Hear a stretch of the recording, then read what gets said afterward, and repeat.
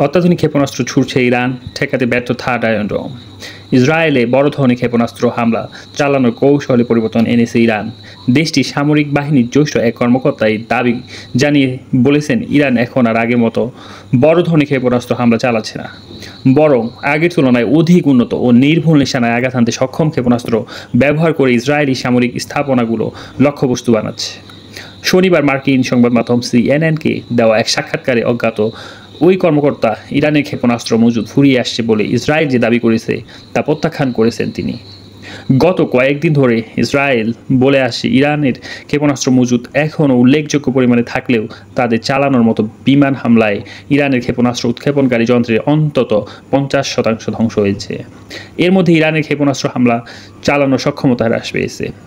ইরানের সামরিক বাহিনী বর্তমানে আরও উন্নত প্রযুক্তির নিখুঁত নিশানায় আঘাত হানতে সক্ষম ক্ষেপণাস্ত্রগুলো ব্যবহার করে ইসরায়েলে হামলা চালাচ্ছে বলে দাবি করেছেন ইরানি ওই কর্মকর্তা। ইসরায়েলের প্রতিরক্ষা বাহিনীও আইডিএফ ইরানের এই দাবির বিষয়টি নিশ্চিত করেছেন। ইসরায়েলের হোম ফ্রন্ট কমান্ড বলছে, ইরান এমন ব্যালিস্টিক ক্ষেপণাস্ত্র ব্যবহার করছে যেগুলো ক্লাস্টার বোমা বহনে সক্ষম। এই ধরনের ক্ষেপণাস্ত্রের ওয়ারহেড বা বোমা নির্দিষ্ট উচ্চতায় পৌঁছে অন্তত 20টি বিস্ফোরক অংশে ভাগ হয়ে যায় এবং প্রায় 8 কিলোমিটার এলাকা জুড়ে লক্ষ্যবস্তুতে আঘাত হানতে সক্ষম। ইরানি ওই কর্মকর্তা বলেন, আমরা একটি ক্ষেপণাস্ত্র নিক্ষেপ করেছি এবং তা সহজে মার্কিন THAAD Patriot, Arrow 3, Arrow 2, David slings ও আয়রন ডোমের সব প্রতিরক্ষা ব্যবস্থা ভেদ করে নির্ধারিত লক্ষ্যে আঘাত করেছে। তবে তিনি সেই ক্ষেপণাস্ত্রের লক্ষ্যবস্তুর নাম প্রকাশ করেননি। তিনি বলেন, ক্ষেপণাস্ত্রের সংখ্যা কমে যাওয়ায় খুশি না হয়ে ইসরায়েলের নীরব এবং ইরানের নতুন শক্তির ভারসাম্যের সামনে কেবল দর্শকের ভূমিকা থাকা উচিত।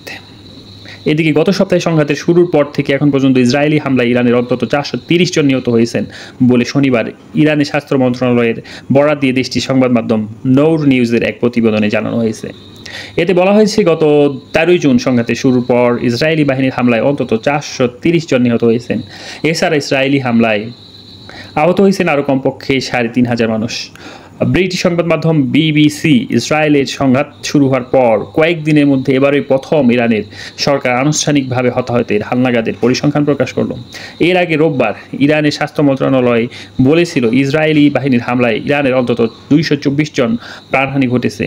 যদিও শুক্রবার হিউম্যান রাইটস অ্যাক্টিভিস্ট নিউজ এজেন্সির প্রতিবেদনে ইরানে ইসরায়েলি হামলার প্রাণহানি সংখ্যা 657 জনে পৌঁছেছে বলে জানানো হয়।